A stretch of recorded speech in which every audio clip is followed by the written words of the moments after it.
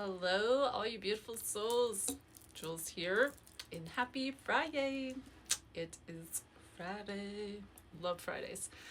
Anywho, I just wanted to pop on because there's just so much noise going around on the internet, and it's with everything like AI, the planets, Cern, all this craziness. And if you don't know who Cern is or what Cern is officially shut down as of June 29th. And Cern is I guess you could say, a company or a business that it's a large, I'm going to try to say this, Hadron Collider or Hadron Collider, LHC. And it's basically, they have a particle accelerator, and it's going to remain offline for the next 4 years while they upgrade it. So it'll be back 2030. 2030 is what a year. I'm really excited to see us make it to 2030. And it's going to be a supercharged high luminosity LHC, high lumi. That's what they're upgrading their particle accelerator to. So, have you felt anything since it's shut down? So what I personally noticed coming into July is like the days feel a little bit slower, kind of like in your childhood. I'm falling asleep earlier and I normally like have a hard time sleeping. I wake up 4 to 5 times in the middle of the night, check my phone, go get some food, maybe do some yoga. So I'm just like up throughout the night. But I've noticed I've been sleeping through the night, like knocked out. Don't even, remember going to bed sometimes. But I'm not feeling as tired during the day.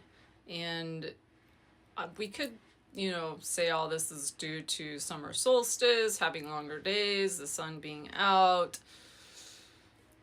And, maybe that's so, but also maybe not. So also what ties into this, it's different timelines, the Mandela effect. Have you guys seen the Chick-fil-A thing that's going on? I know it's all over TikTok. So Chick-fil-A, it used to be spelled like chic, CHIK, and then FILA, Chick-fil-A. And now it's spelled CHICK, chick, like the actual Chick-fil-A.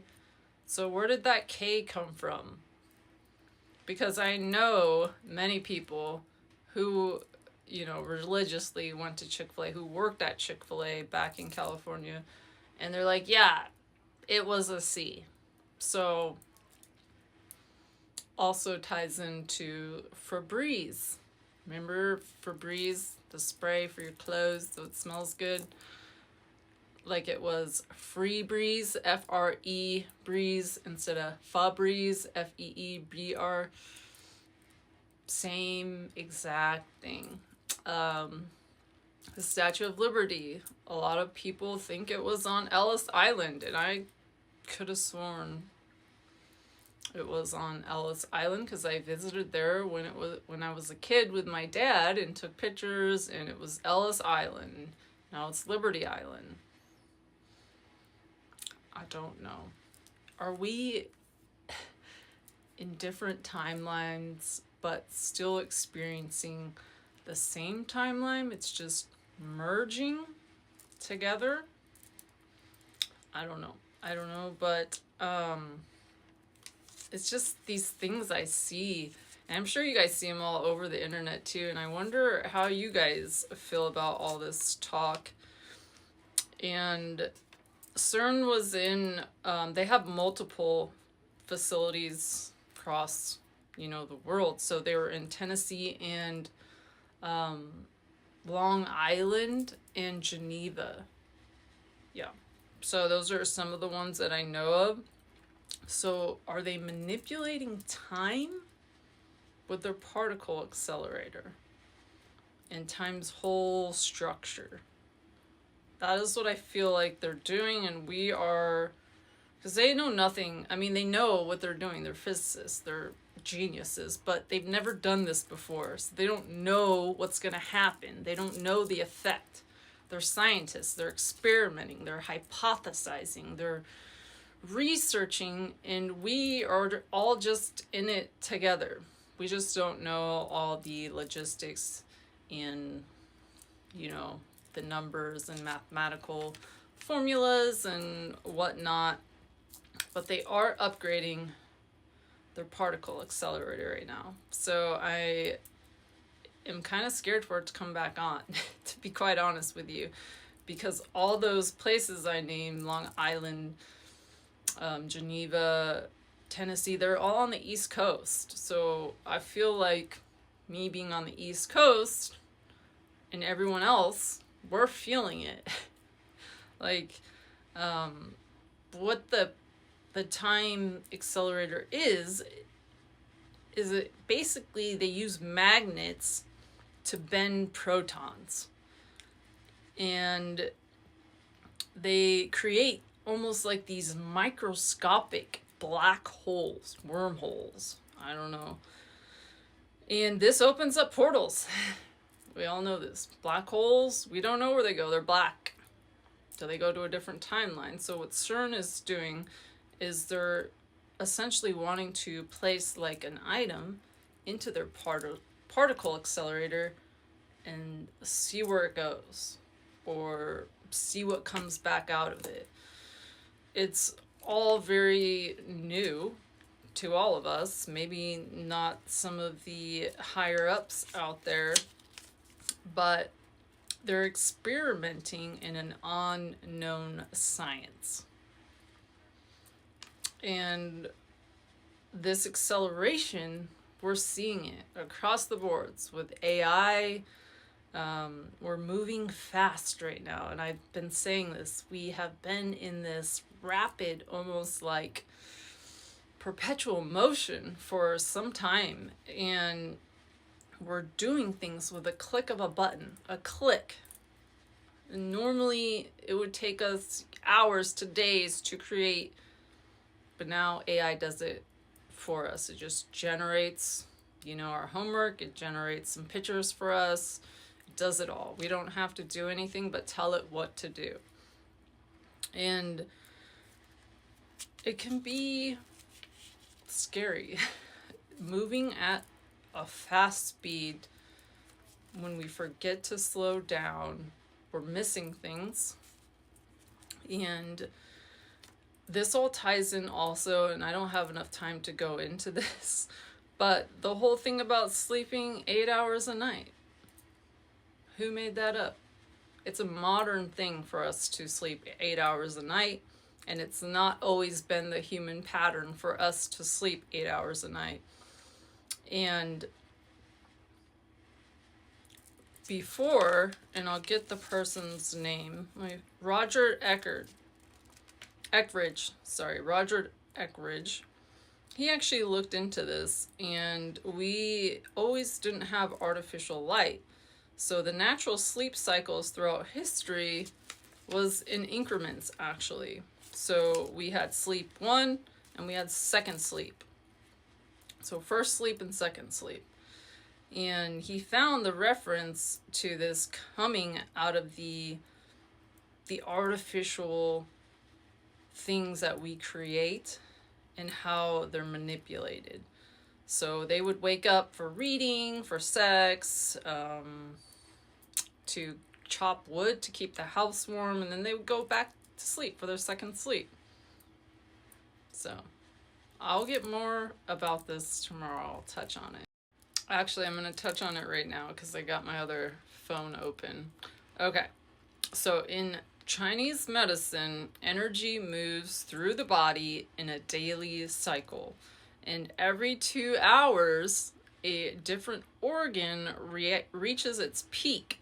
So it's doing its deepest work of cleansing, restoring, and healing while we sleep. And this is why waking at the same hour each night is rarely random. Between 1 and 3 a.m., the liver is at work. And waking in this window is linked to stored anger, frustration, or stress, and your body is asking it to be released.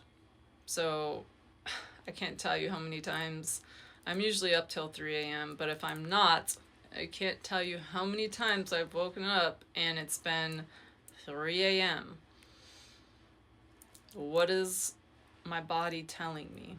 I have some stored issues that I need to let go. And this is why I take that extra 30 minutes a night before I go to bed to do yoga, to release this energy and let shit go at the end of the night, to clear the slate.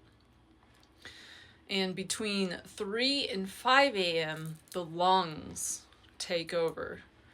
Waking in these hours is tied to grief, sadness, and many people are going through quite like a quiet heartache, and they find themselves staying awake at exactly this time, night after night. And the morning has its rhythm as well. So around 7 to 9 a.m., the stomach is the strongest. It's the ideal time to eat. And you'll want to have something warm and nourishing in the morning. And your body is primed to receive that. So this is funny too, because Gemini wakes me up between 7 and 9 every day. And when she wakes me up, I feed her, and I also feed myself because my stomach is hurting and I can't go back to sleep now because my stomach won't let me. Your body tells you what it needs. You just have to tune into it. And that heavy dip that you feel in the late afternoon is part of this cycle as well. So around 3 to 5 p.m., the body naturally slows to cleanse and restore. It's almost like refilling the pitcher in your water filter. You're filling up because you need some hydration, you need some purification. And it's not laziness when we feel this restlessness or this tiredness, maybe some yawning or, oh, I need a little nap now. That's your body speaking to you, and it's your rhythm. So it's asking for a gentle pause. So take that pause. Maybe you got to step outside, get some fresh air. I know between 3 to 5, I start my workday at 3. So I'm kind of just waking up. But I created that cycle for myself. And when it comes around, 9 p.m. for me, that's when I get that pause to restore. And your body keeps perfect time. It really does. When you learn to listen to its rhythms, it'll stop being a mystery to you, and you'll start becoming a roadmap to coming back into homeostasis and balance with your body. So I wanted to share those things with you because things weren't always like this. We didn't always have this 8 hours of sleep that is cemented in everyone's head that, oh, I didn't get my 8 hours, so it's going to be a bad day. No, we didn't used to be like this back in the day. Back before our time, and even up into some of our parents, my parents are older, but they didn't sleep through the night. They did things. They had to get shit done. And it's okay to, you know, not live by the norm and to have your own rhythm, because it's yours and it's not anyone else's. So what to take away from this? So a quick question. I'm curious, are you guys sleeping through the night? And are you waking up sporadically throughout the night? So type in the comments below, did you feel the shift? Or is it all just the same and all this boo-woo shit is... Much love and light to you guys all, and I'll see you tomorrow. I got some cool things for all of you. So it's I'm still creating it. Actually, I think it's done, but stay tuned. Much love and light. Jules.